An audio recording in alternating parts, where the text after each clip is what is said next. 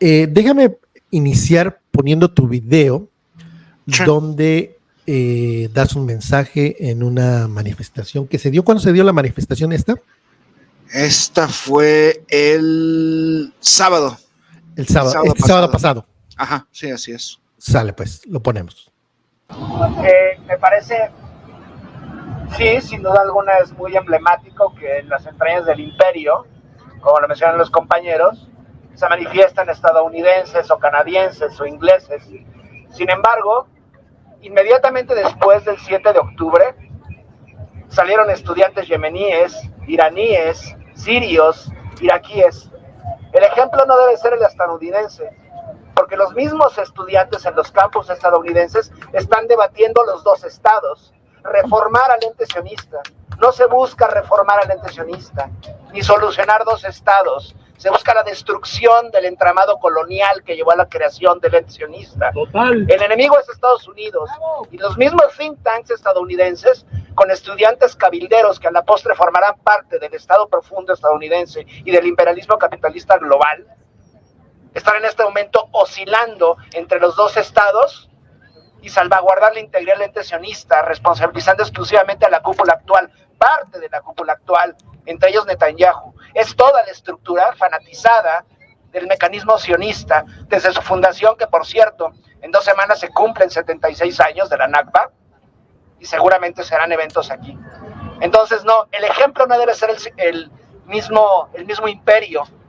Sin duda alguna, sus estudiantes, un grupo de ellos, no todos, están a favor de la destrucción del ente y la continuidad de la población palestina en un solo estado y el derecho de retorno de todos los palestinos. El ejemplo debe ser Irak, el ejemplo debe ser Siria, Yemen, etcétera, que desde hace 6 meses están vitoreando la lucha del pueblo palestino.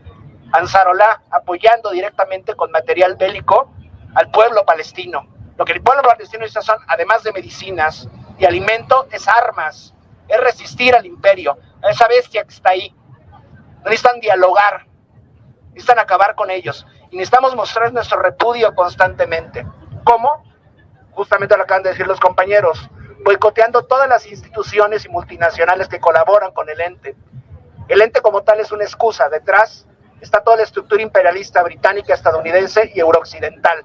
Ese es el enemigo. No se busca el diálogo con genocidas, con criminales no se puede dialogar. Y el ejemplo está muy bien, su vanguardia de estudiantes y judíos antisionistas, muy bien por ellos. Sin embargo, el ejemplo debe ser el pueblo iraquí, el pueblo sirio, el pueblo yemení, que el mismo pueblo yemení ha aguantado 10 años de genocidio en contra de ellos. Los estadounidenses y los franceses y los británicos, que se organizan como gusten. El ejemplo nuestro debe ser de todos los pueblos en resistencia en contra del epicentro global capitalista. Y atentos, que en 2 semanas se cumplen nuevamente 76 años de la Nakba, y poco tiempo después, otras décadas también de la Naksa, de la derrota del 67. Y bueno, es un placer estar con todos ustedes y gracias por darme la palabra.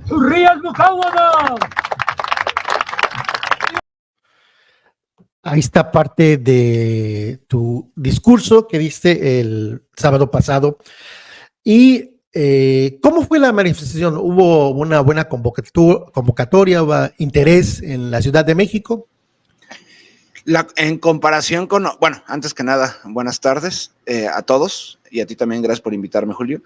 En comparación con otras manifestaciones que han ocurrido en la Ciudad de México desde hace 6 meses, la asistencia fue minoritaria. No hubo, han habido otras marchas en las calles de la Ciudad de México que han asistido miles de personas. Aquí podemos considerar que fueron cientos de personas. Yo calculo que fueron unas 300, 400, tal vez exagerando 500 personas.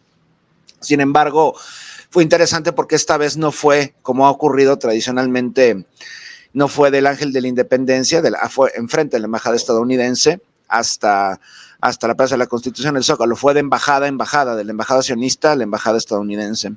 También fue en sábado, generalmente las marchas han sido en domingo. Sin embargo, la asistencia es interesante y también fue interesante que mucha gente no se entera porque hay problemas de difusión. También hay que entender que la gente, muchos de ellos laboran, incluso en sábado, entonces no es fácil asistir a una marcha de esta índole. Pero es interesante que conforme la marcha iba avanzando en dirección al centro de la Ciudad de México, a Paseo de la Reforma, la gente iba vitoreando la marcha y muchas muestras de aprecio también a lo que hacía la gente ondeando las banderas palestinas e informando, porque también la marcha fue parando en diversos puntos y se hacían especie de espontáneamente itinerantes mítines para informar a la gente, al peatón que pasaba, ¿no? Porque sigue habiendo, por supuesto, mucha desinformación con respecto a lo que está ocurriendo en suelo palestino. ¿Qué tanto es el interés en México, en la Ciudad de México, de este tema en particular de la guerra de Israel contra el pueblo palestino? ¿Está en las mentes de los capitalinos? ¿Está en la mente de los ciudadanos mexicanos? ¿O es algo muy remoto y que también los medios masivos de comunicación no están abordando? Hay imágenes por aquí, por allá, pero no le están dando difusión. ¿Es eso? ¿Falta de difusión, de debate, o simplemente a la gente en México no le afecta, no le preocupa, le da igual?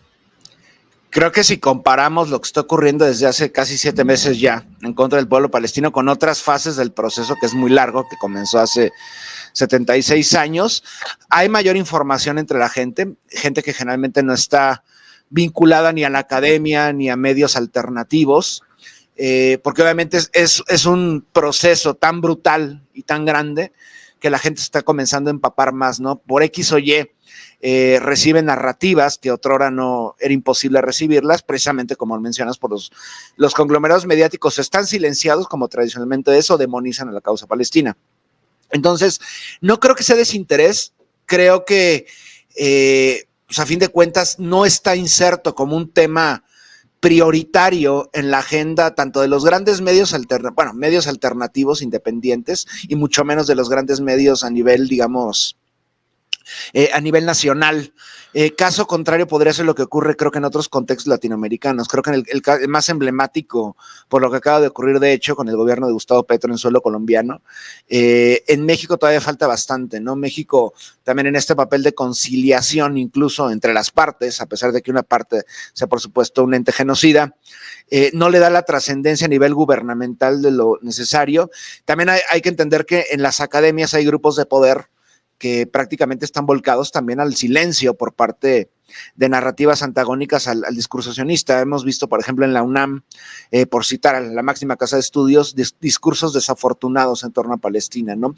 Sin embargo, hay sectores de la población, principalmente el estudiantil, un sector de la academia importante también, y cada vez, incluso también en los sindicatos, cada vez hay, digamos, más apoyo a la causa palestina, donde esto está creciendo. Sin embargo, todavía estamos a años luz de lo que ocurre en otros contextos, ¿no? Y no nada más en México, también hay que ser honestos, también, digamos, en Occidente, en América Latina, falta mucho por hacer a favor de la causa palestina. Sin embargo, poco a poco se va avanzando. El gran problema es ese, ¿no? Que en ese poco a poco, cada vez el exterminio de la población palestina aumenta. Hay que mencionar que van en 7 meses 40,000 personas asesinadas.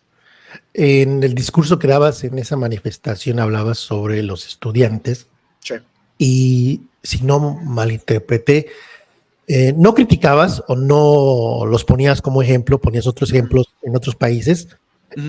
Te pregunto sobre las manifestaciones en los Estados Unidos. Son mucho mayores que México, ¿no? Sí, claro. Es un tema en los medios americanos, canadienses, el tema de las manifestaciones, en especial en las universidades, es tema de todos los días, y también es tema de todos los días los arrestos. ¿Cuál es tu lectura? Porque tú me vas a corregir, no vi con mucho ánimo tuyo de decir qué bien por los estudiantes, pero tú me lo dirás. ¿Cómo ves a los estudiantes en las universidades y también cómo ves la represión, el encarcelamiento, la detención de estos estudiantes, no en una universidad, sino prácticamente en muchísimas universidades? Si no me equivoco, también en Canadá, creo que sí, en McGill, en Toronto, ¿no? En Montreal. En Montreal, ok. Sí, digo, hay que entender también, yo lo hacía porque, y justamente por eso aludía a lo que ocurría en otros países cercanos o en la esfera araboparlante con respecto a Palestina, porque obviamente ya había eventos en suelo estadounidense, en suelo canadiense o en Eurooccidente, en Francia, en Gran Bretaña, donde salían no nada más estudiantes, sino también la clase trabajadora de estos países a manifestarse a favor de Palestina y en contra de las atrocidades israelíes. Sin embargo, automáticamente en cuanto, por obvios motivos, que digo, por sentido común, lo que ocurre en suelo yemení, en suelo sirio, en suelo iraní, en suelo iraquí, en Jordania incluso, responde también a la cercanía y a la información que hay con respecto a la causa palestina. Y yo siempre porque decía, por ejemplo, en el pequeño discurso que di en la marcha de hace unos días, que no debemos de tomar ejemplo a los estadounidenses. En primer lugar, porque en ese momento, hace unos días, y estoy hablando de la inmediatez, hace tan solo 6 días, en muchos de los campus de las universidades estadounidenses, y supongo que también en canadienses, todavía se debatía que el problema era Netanyahu, no tanto el ente como tal, no tanto el proyecto colonial israelí. Y se optaba todavía públicamente por buscar la solución de los 2 estados, ¿ok? Entonces, por eso uso de referencia a la visión que se tiene entre comunidades estudiantiles o académicas o de otro contexto en suelos de los países árabes o los países islámicos, porque cuando salen los estudiantes ya hace 6 meses a manifestarse, ellos saben perfectamente que la solución de los 2 estados no es la óptima, nunca lo ha sido, ¿no? De hecho, en el 92-93, cuando se firman los acuerdos de Oslo, todo fue una trampa para la reconfiguración del ente sionista, ¿no? Y de hecho, en el mensaje que di, no lo condeno. ¿Por qué no lo condeno? Porque obviamente es una manifestación legítima a favor del pueblo palestino, sin duda alguna debe ser fundamental, pero creo que nuestros ejemplos como un pueblo periférico, fuera del epicentro capitalista, fuera del imperio, fuera de las entrañas estadounidenses, canadienses, francesas, británicas, deben ser otros pueblos en resistencia. Por eso es el caso sirio, el caso iraquí, y los casos del mundo árabe, pero también casos latinoamericanos. Vuelvo a poner a la luz el caso del gobierno colombiano, que hace unas horas dijo precisamente que va a romper relaciones con el ente sionista israelí, ¿no? Además de otros casos que conocemos, el caso venezolano, el caso boliviano, el caso cubano, y por supuesto lo que está ocurriendo en este momento con el gobierno de Luis Ignacio Lula da Silva en suelo brasileiro, que van para eso, por supuesto, ¿no? Sin duda alguna, esto no quiere decir que demonice lo que están haciendo los estudiantes estadounidenses.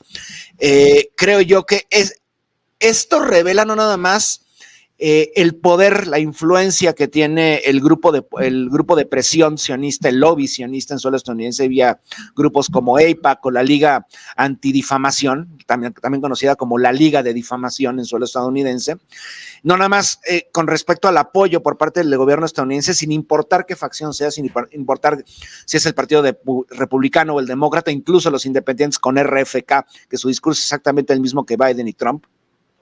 Pero también ese concepto de que siempre maneja, y justamente Estados Unidos siempre lo utiliza para sus intervenciones humanitarias, para sus agresiones, que es la libertad de prensa, la libertad de expresión, la libertad de discurso, ¿no? Que por supuesto en este caso es totalmente nulo, y más con estas enmiendas que se están aprobando que criminalizan el discurso a favor de Palestina y de condena al ente sionista, ¿no? Entonces, por supuesto, han cambiado mucho las cosas también en 6 días. Hace una semana la situación todavía en las universidades era tensa, pero no se llegaba a este nivel de violencia, que prácticamente tenemos el caso de Columbia o UCLA, donde han metido policía militarizada, cientos de tropas policiales en las aulas y en los campus para tratar de reprimir esto. Y esto también revela el papel que tiene Estados Unidos tradicionalmente, como cualquier narrativa ajena al discurso de intereses geopolíticos o imperialistas de Estados Unidos va a ser aplastado.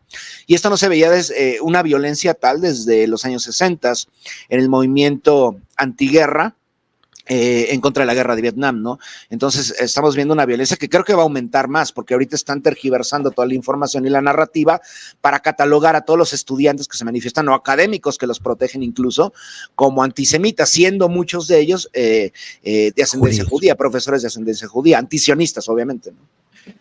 Es fascinante el tema de la manifestación estudiantil y la represión, el encarcelamiento, porque si viéramos estas imágenes en Rusia, en Moscú, y ha habido imágenes, y ha sucedido, la prensa rápidamente, la prensa occidental rápidamente dice, Putin encarcela, sin saber el contexto. No estoy justificando el encarcelamiento en Rusia o en otras partes, pero rápidamente, ¿quién es el culpable? Putin, y no puedes manifestarte en Rusia porque hay un dictador.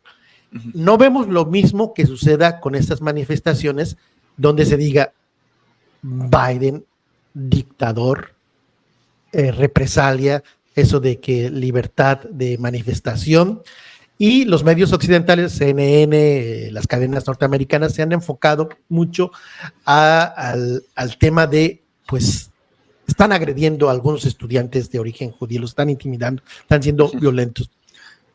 ¿Cómo ves los dos estándares de estas cadenas de criticar rápidamente, decir dictadura, Putin, pero aquí en este caso de Estados Unidos, pues tratan de justificar y hacer análisis, y sí hay que tener libertad de expresión, pero bla, bla, bla, bla. ¿Cómo ves esta doble moral? Sí, de hecho en este momento hay un caso muy parecido, está ocurriendo en Georgia, esta república exsoviética en el Cáucaso, donde hay manifestaciones abundantes en las calles de Tbilisi, la capital. Hay cientos de personas porque el gobierno, a fin de cuentas hay protestas a favor del imperialismo estadounidense. Y obviamente están diciendo desde Washington que son manifestaciones a favor de la libertad. Y tenemos justamente el parangón que estás mencionando en el caso de Estados Unidos, ¿no? Porque a fin de cuentas hay que entender también que Israel, la narrativa oficial es que es el hogar de los judíos, pero más allá de eso es un proyecto colonial de invasión a partir de inicios del siglo XX, pero más allá de eso es un proyecto geoestratégico fundamental tanto para el imperio estadounidense como también para sus satélites en Occidente, ¿no? Entonces van a utilizar cualquier tipo de artimañas y narrativas para tergiversar esto y colocarlo como una ofensa a la democracia, ¿no? Bueno, están tildando a los estudiantes incluso como miembros de Hamas, o sea, han llegado a este grado de catalogar estudiantes estadounidenses en su mayoría cristianos, seguido por judíos y con un número también reducido de musulmanes como agentes de Hamas. Por supuesto, esto es delirante, pero hay que entender también que esta narrativa va enfocada a la población que no está muy enterada de lo que está ocurriendo, ni siquiera en suelo palestino, pero mucho menos en los campus universitarios estadounidenses o canadienses o franceses, ¿no? Porque también ocurre en Francia. En Francia, de hecho, en la Sorbona acaban de mandar huestes también policiales el gobierno de Macron para reprimir a los estudiantes, y en Gran Bretaña no tardan en hacer exactamente lo mismo, ¿no? Entonces, a mí no me sorprende en lo más mínimo. O sea, realmente creo que, de hecho, en el escenario de los años 60 y 70, en los movimientos antibelicistas para acabar con la guerra de Vietnam, catalogaban a los estudiantes y académicos y distintos colectivos estadounidenses como grupos traidores a la patria, tal cual con ese lema, ¿no? Y recientemente es interesante, si no me equivoco, fue el alcalde de Nueva York, dijo que es intolerable que ondeen banderas de otros países en suelo neoyorquino, en suelo estadounidense, por las manifestaciones de Colombia, refiriéndose a las banderas de Palestina. Curiosamente, este sujeto ha participado en manifestaciones a favor del ente sionista israelí, ondeando banderas israelíes, ¿no? Entonces, es este doble discurso, esta doble narrativa, pero por supuesto, creo que ni a ti ni a mí nos sorprende, aunque creo que sí nos sorprende el nivel de violencia y reacción casi inmediata por parte de la cúpula estadounidense con aplastar cualquier movimiento en contra de Israel y tratar de salvaguardar la integridad del pueblo palestino, ¿no? Porque prácticamente fue en automático, y estas enmiendas son en automático votado por la mayoría del Congreso. O sea, estamos hablando de que los demócratas y republicanos en su mayoría votaron por esto, por catalogar la lucha a favor del pueblo palestino como una lucha antisemita tal cual, ¿no? Y al mismo tiempo prácticamente militarizar un campus universitario, que de hecho no es nada tampoco algo nuevo para el caso mexicano, por ejemplo, y latinoamericano, que hemos tenido hechos parecidos, ¿no? En la UNAM en el año 2000, previamente a finales de los años 60, comenzó en el 68, sin embargo en Estados Unidos se pintan solo para hacer este tipo de atrocidades.